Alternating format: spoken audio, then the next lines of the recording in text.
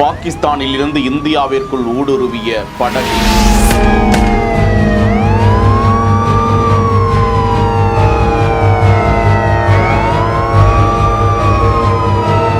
ஒன்பது நபர்களை வானிலிருந்து ஒளி மூலம் அரெஸ்ட் செய்த காட்சி.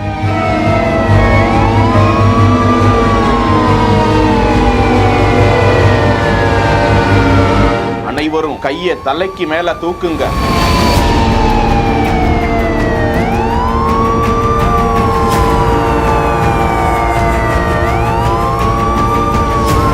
முழு விசாரணைக்காக இழுத்துச் சென்றிருக்கும் இந்திய கப்பற்படை.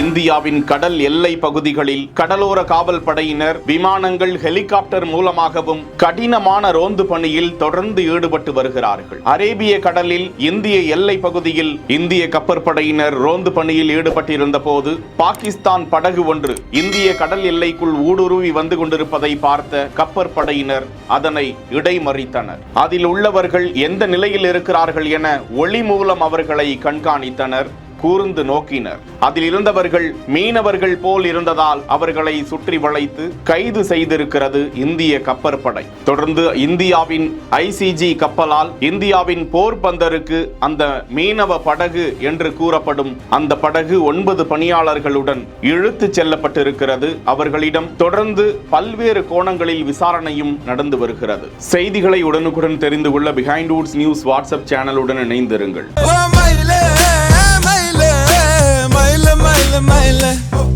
செய்திகளை வழங்கியோர் let's go holidays, MCR pure cotton club, doctor Srivarma wellness.